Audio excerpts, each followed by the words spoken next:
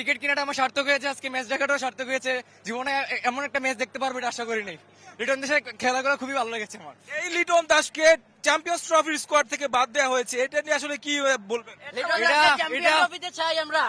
আবারও চাই লিটন দাসকে চ্যাম্পিয়ন ট্রফিতে আমরা চাই।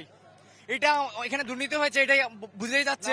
লিটন দাসকে নিয়ে ভাই লিটন দাসের ব্যাপারে লিটন দাসের ব্যাপারে ভাই আমরা বলতেছি যে ওকে যে চ্যাম্পিয়নশিপে রাখা হয়েছে না, ওর পিছনে কোন দুর্নীতির কারণ রয়েছে ভাই, না হলে এরকম কোন ইয়ে নেই ভাই।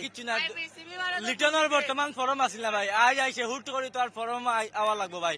আস্তে আস্তে ফরম আওয়ার লাগি ভাই, দোয়া করি আমরা লিটন যে ফরম তার ভালো একটা আর আজ সাব্বির রহমানের বিষয় নিয়ে ভাই বড় ফ্যান হয়ে আইছি ভাই। সবকিছুর উপরে আমাদের সাকিব আল হাসান। বর্তমানে ওয়ানডে পারফরমেন্স দেখলে লিটন গত বছর 5টি ওয়ানডে খেলে সবে মাত্র 6 রান করেছে। তো ওয়ানডে টি20 এক নয়, তো ওয়ানডে টিমের ডাকে না রাখাটা যথেষ্ট যৌক্তিক।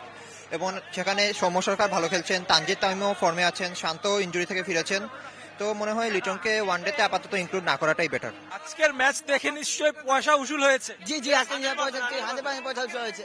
অনেকদিন পর লিটন কামব্যাক করেছে, এটা আসলে আমাদের মানে বিপিএল হিস্টোরিতে এই প্রথম 250-এর উপরে রান গেছে। এটা দেখার জন্য আমরাই ছিলাম, আর অনেক সুন্দর লাগছে দেখতে। আমি আমার ফ্যামিলি নিয়ে আইছি বিয়ানীবাজার থেকে, খুব খুশি আজ সিলেট জিতায় আমরা। লিটন দাসের ব্যাটিং কেমন লাগলো? তানজিদ তামিম দুর্দান্ত ব্যাটিং করেছেন আমাদের লিটন দাস। আমাদের আজকে টাকা পয়সা উসুল হয়েছে। খুশির টেলাবে গান করি ইচ্ছা আজকে করবো, ওইটা কইতে পারবো আমরা সিলেটে জিতিছে ইনশাআল্লাহ।